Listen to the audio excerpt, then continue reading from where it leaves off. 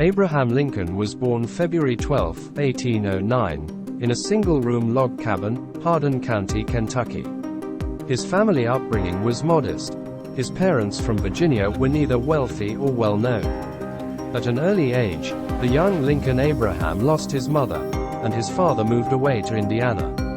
Abraham had to work hard splitting logs and other manual labor, but he also had a thirst for knowledge and worked very hard to excel in his studies. This led him to become self-trained as a lawyer. He spent 8 years working on the Illinois court circuit. His ambition, drive, and capacity for hard work were evident to all around him. Lincoln became respected on the legal circuit and he gained the nickname, Honest Abe. He often encouraged neighbors to mediate their own conflicts rather than pursue full legal litigation. Lincoln also had a good sense of humor and was deprecating about his looks. Work colleagues and friends noted that Lincoln had a capacity to diffuse tense and argumentative situations, though the use of humor and his capacity to take an optimistic view of human nature. He loved to tell stories to illustrate a serious point through the use of humor and parables. Lincoln was shy around women, but after a difficult courtship, he married Mary Todd in 1842. Mary Todd shared many of her husband's political thinking, but they also had different temperaments, with Mary more prone to swings in her emotions. They had 4 children, who Lincoln was devoted to, although 3 died before reaching maturity, which caused much grief to both parents. As a lawyer, Abraham developed a capacity for quick thinking and oratory. His interest in public issues encouraged him to stand for public office.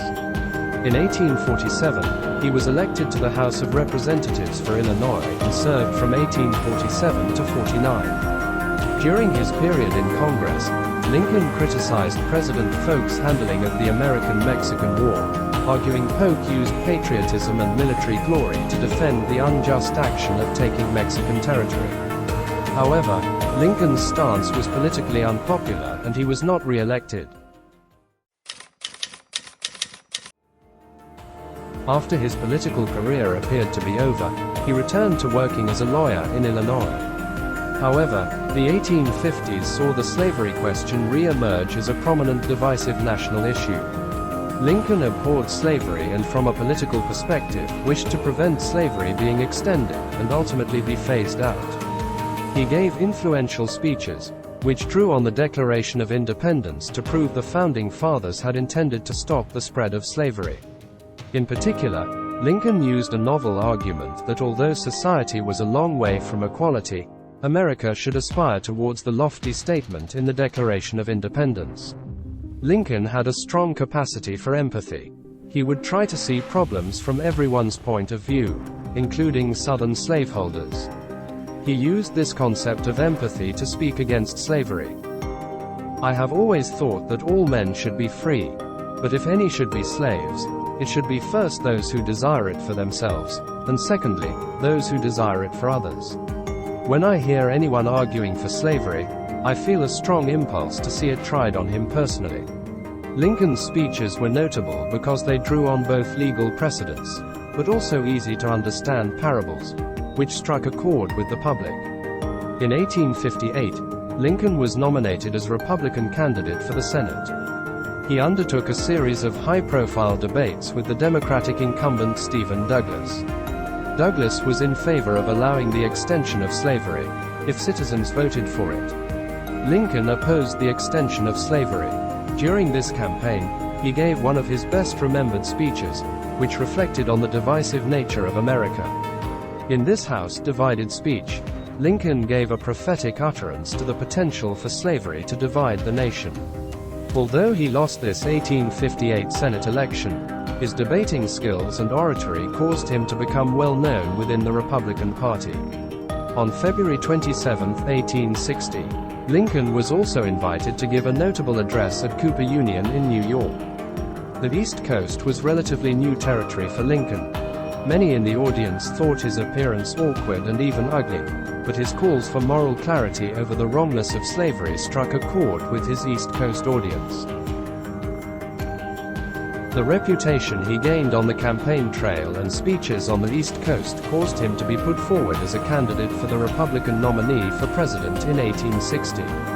Lincoln was an outsider because he had much less experience than other leading candidates such as Stuart, Bates and Chase, but after finishing second on the first ballot he went on to become unexpectedly nominated.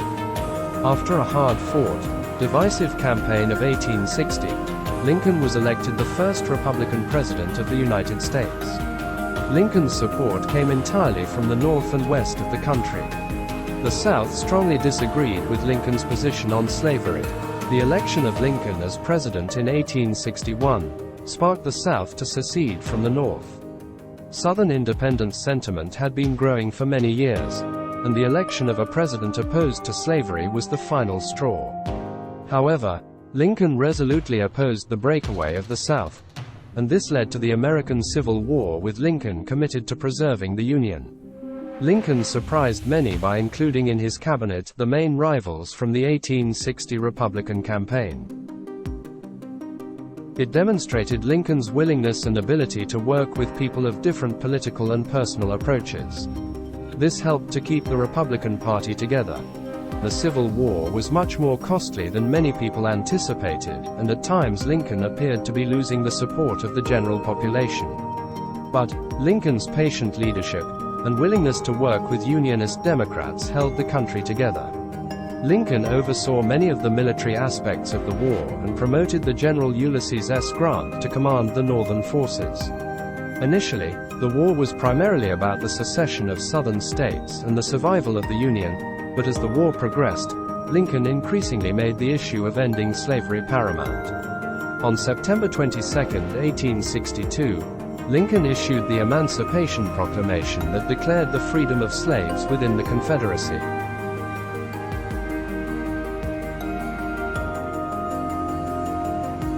The proclamation came into force on January 1, 1863.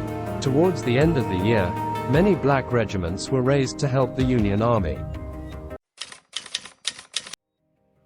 After a difficult opening 2 years, by 1863, the tide of war started to swing towards the Union forces, helped by the victory at the Battle of Gettysburg in July 1863.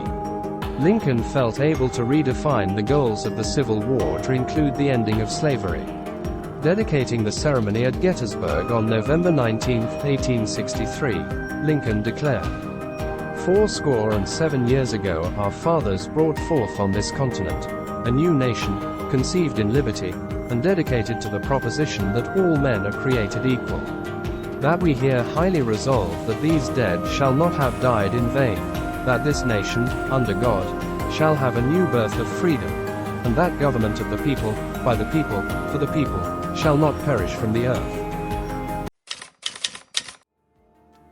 In the aftermath of the Civil War, Lincoln sought to reunite the country, offering a generous settlement to the South. When asked how to deal with the Southern states, Lincoln replied, "Let 'em up easy." Lincoln was opposed by more radical factions who wanted greater activism in the South to ensure civil rights for freed slaves. On January 31, 1865, Lincoln helped pass through Congress a bill to outlaw slavery.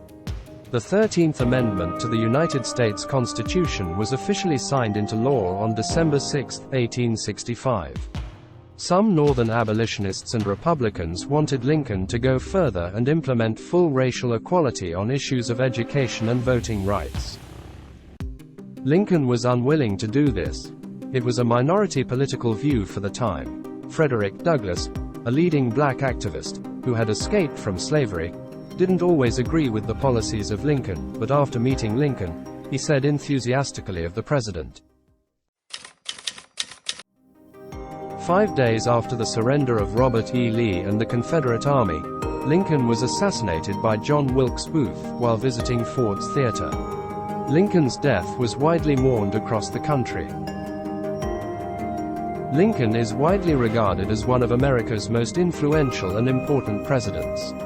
As well as saving the Union and promoting Republican values, Lincoln was viewed as embodying the ideals of honesty and integrity.